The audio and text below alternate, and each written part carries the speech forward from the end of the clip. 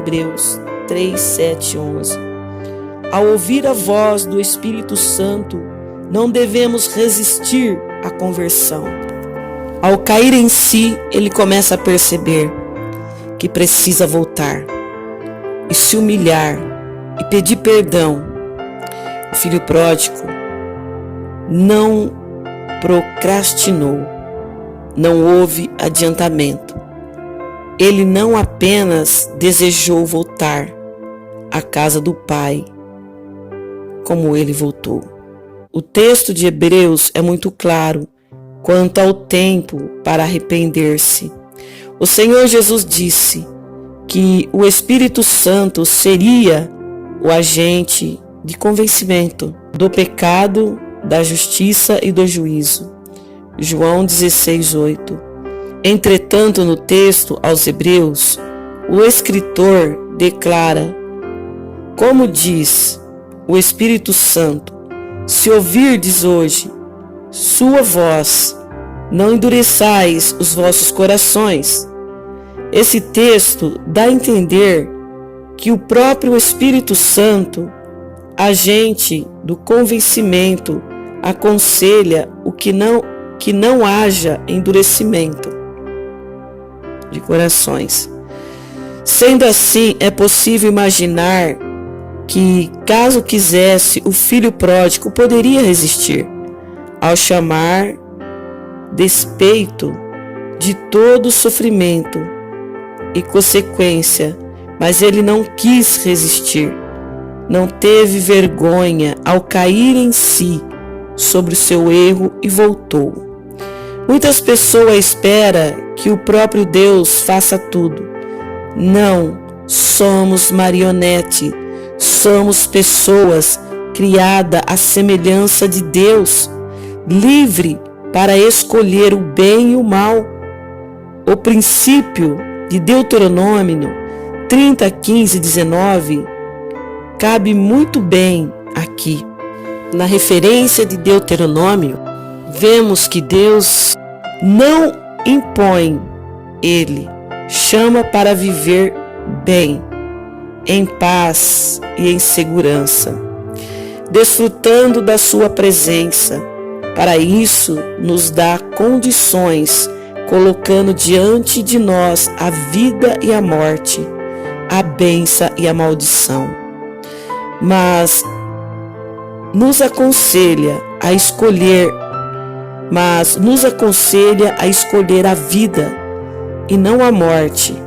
Não há imposição no reino de Deus. É preciso não apenas desejar, mas agir. O filho pródigo transformou o desejo em atitude e volta.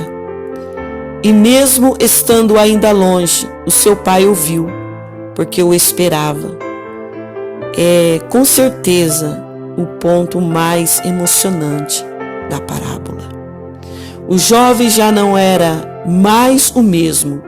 Estava desfigurado pelo pecado, sujo, cheirava mal, sua aparência não era a mesma de quando partiu.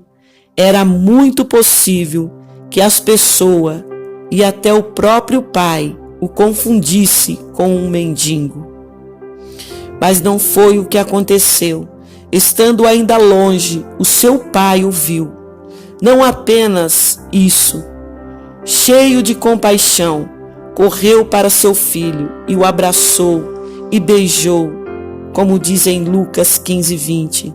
Foi exatamente isso que aconteceu com o pródigo. Estava manchado, desfigurado pelo pecado, mas o Espírito Santo produziu arrependimento em seu coração e ele voltou. Ao vê-lo de longe, o pai reconheceu.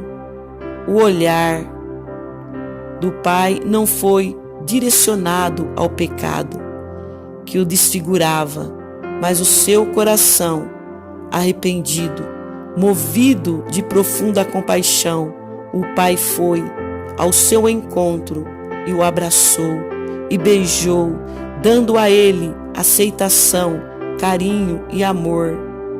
Ao ver o seu filho naquele estado, o pai se colocou no lugar dele. Quis aliviar a sua dor. Esse é o sentido da compaixão.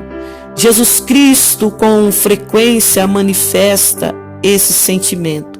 Mateus 20:34, Marcos 1:41, Marcos 6:34 e Mateus 15:32. Ou seja, a compaixão é o sentimento presente que constantemente se manifesta no nosso Deus. Na verdade, essa compaixão é a causa de nós não sermos consumidos. Lamentação 3:22. O filho pródigo estava fazendo exatamente como havia desejado anteriormente, embora tenha percebido a disposição de seu pai ao aceitá-lo na demonstração de amor.